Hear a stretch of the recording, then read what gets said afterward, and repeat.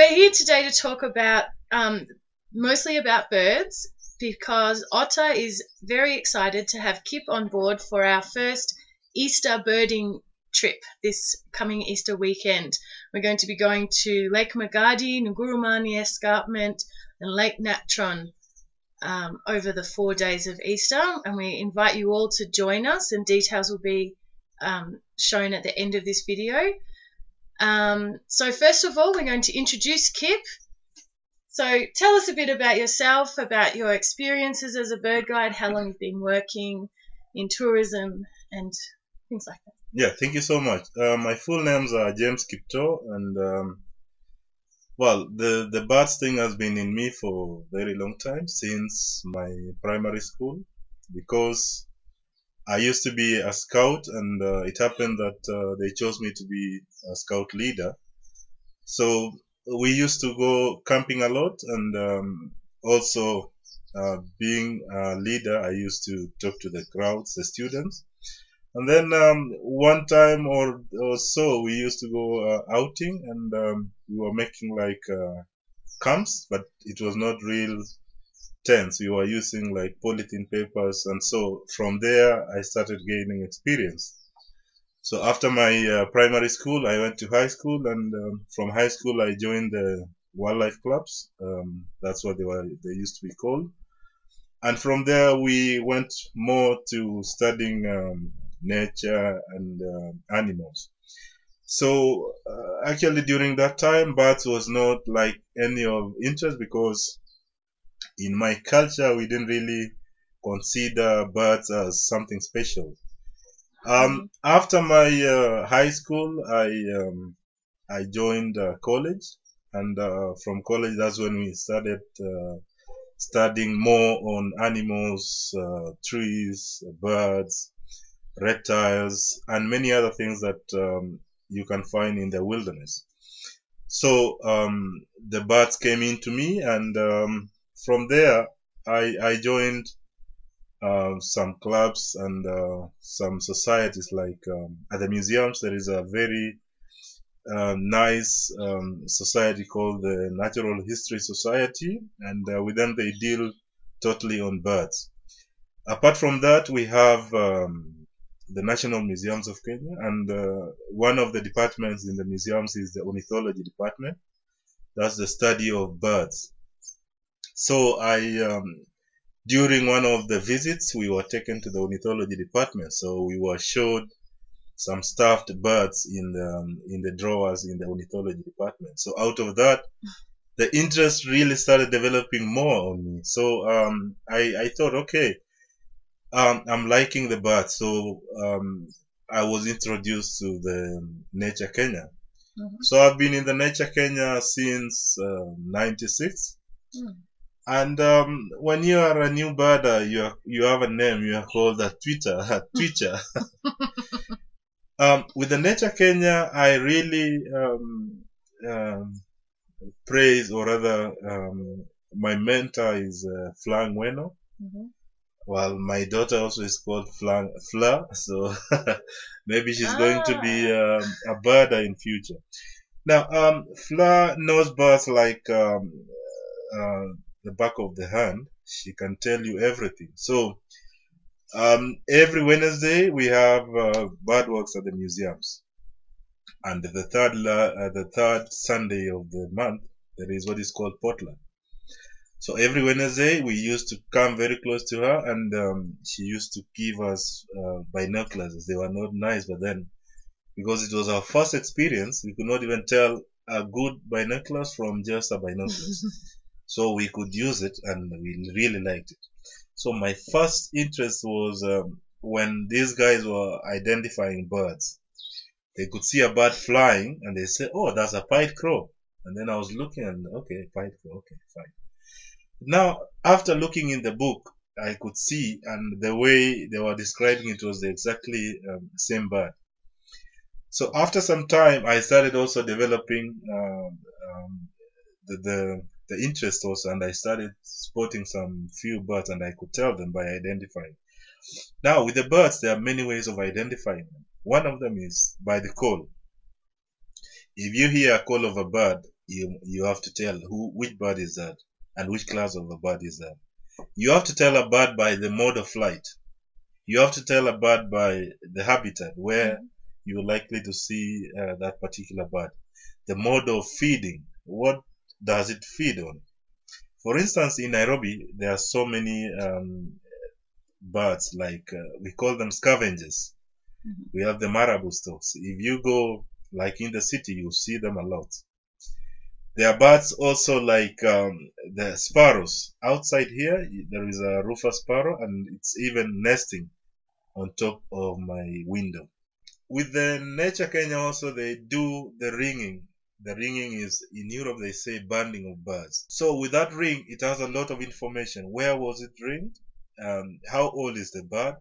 So whenever somebody gets a dead bird and it has a ring, that's very important. You take it to the National Museums of Kenya, and they'll tell you exactly how old the bird is and where it was found and how far it had gone and where it normally breeds and such information. Do you have a favorite bird? Interesting. Now, let me say I don't have a favorite bird. The thing is, all birds are my favorite. What I know is that whenever I find a new bird that's a lifer, that's when I say that's my favorite. In Kenya, we have places called the IBAs. IBAs means Important Bird Areas. So these places are special in respect to what species of bird you can find there. So to me, these 60 IBAs we have in Kenya are my favorites because in these places, these are recognized globally and also regionally because of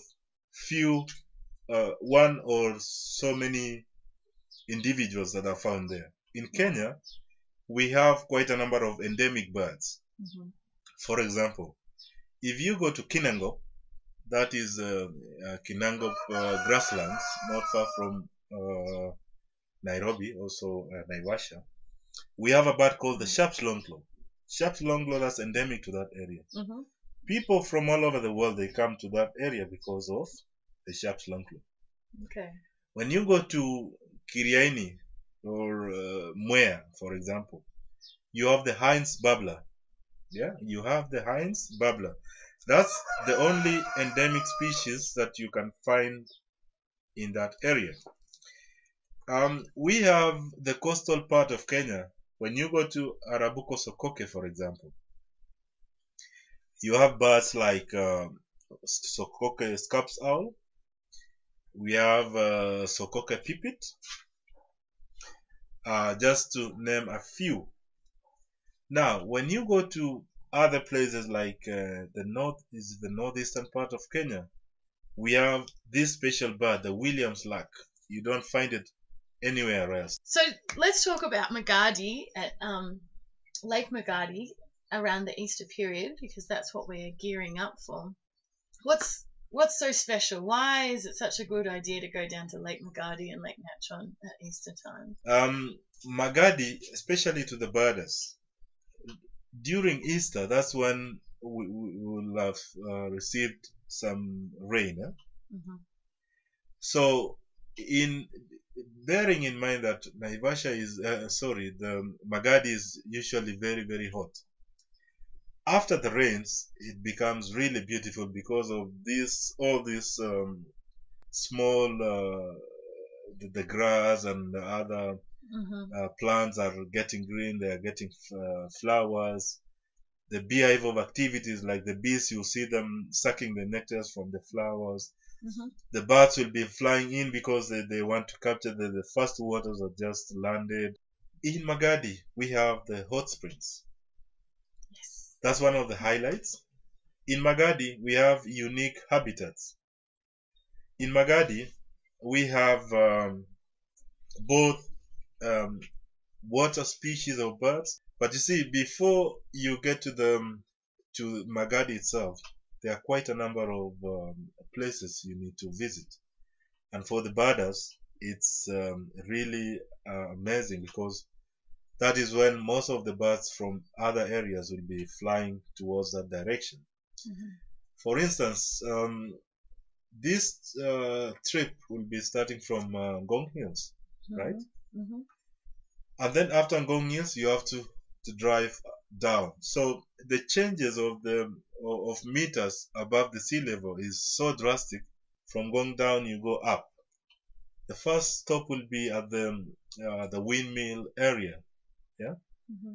And then from there you go up, you get to the Met station. Being birders, anything you see, you have to stop. So before you get to Olepolos, you might have stopped several times because of the interest of that. Now, after the Kona Baridi, that is when you start now the dryland species birds. Mm-hmm. Among them, you might already see or hear like the white-bellied guaway bird, like the batis, chin-spot batis. You might even hear birds like the brubru. Brubru is a very tiny species of a bird with rufous or red flanks on the sides, but it's just this size. It's very tiny, but it makes very loud call. You might think somebody is whistling. The dryland species are the highlight on this Magadi. But now at the Magadi place, that's a different because we have the water species like the spoonbills, Mm-hmm. like the flamingos, like the crown plovers. We have the three-banded plovers. We have the Kittlitz plovers. Kenya, we have about 1,089 species of birds. Mm-hmm. The reason why we have all these birds is in Kenya we have the right habitat for most of these birds. In Kenya we lack nothing, we have almost everything. Mm-hmm. We have deserts, we have forests, we have savannas, we have lakes, we have seas, we have the oceans, we have, name them, all of them. So birds have no reason why they cannot really come here. The other thing is birds in Kenya, they have a flyway where birds migrating from Europe, Mm-hmm. migrating from mostly Eastern Europe, Russia, as far as Siberia. Mm-hmm. We have very interesting birds like the warblers. Mm-hmm. We have birds like a black-cap. You have the black-cap, the tiny bird. Yeah. These birds, they move for very long distances, and that makes me really appreciate these birds. Mm-hmm. Yeah, and that's one of the things why I like birds more than just general things like telling people about the elephants and the leopard. I appreciate what birds do because Siberia, Siberia, how far it is, how cold it is. This tiny bird can migrate to all these to Africa and maybe back because of the weather conditions. They are escaping the cold weather. They come here. Some come because they want to breed. Mm-hmm. Mostly, some of them come because of food. So birds have very important messages. Birds are very good indicators of life. Mm-hmm. In many societies, a bird like the ogre buzzard, for example, or a woodpecker. In some communities, if you're walking somewhere and then you hear a woodpecker maybe pecking on the tree on the left side, they advise you not to continue with that safari. That's totally, you're going to fail, so you just come back.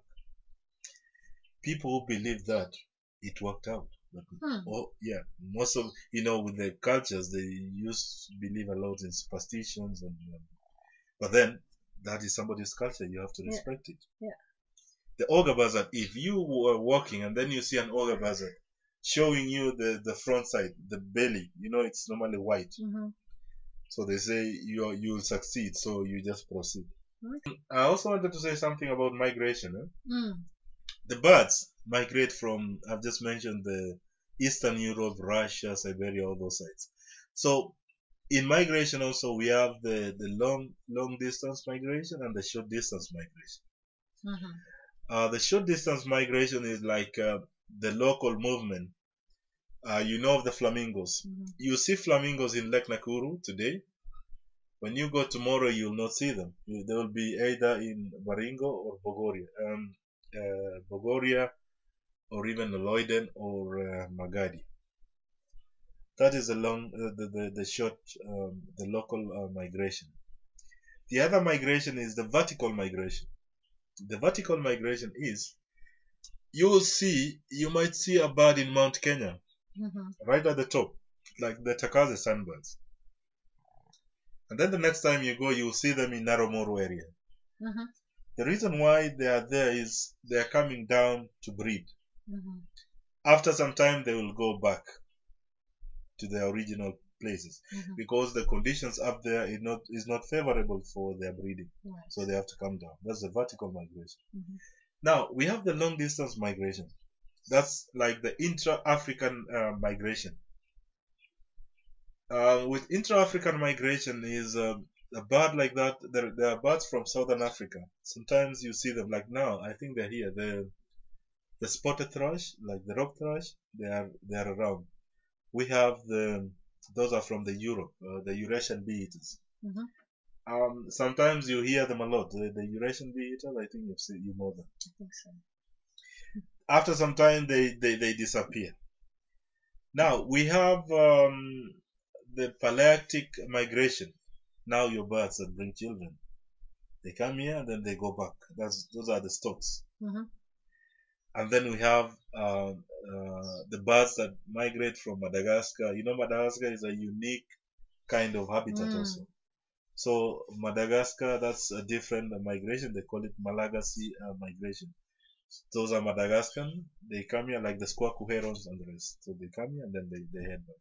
Okay. Well, I think we'll have to just come on the Easter birding trip to learn more about all the things that Kip can teach us about birds. I hope that you have all enjoyed learning what Kip's had to say. I've certainly learnt a lot today. And if you want any more information about our Easter birding trip, you can go to www.overlandtraveladventure.com/birding-trip, and there you'll find lots of information, plenty of pictures about birds, and a registration form. Or you can email me, Tracey, at tracy@otter-responsibletravel.com. All the details are on your screen. Thank you, and hope to see you in April.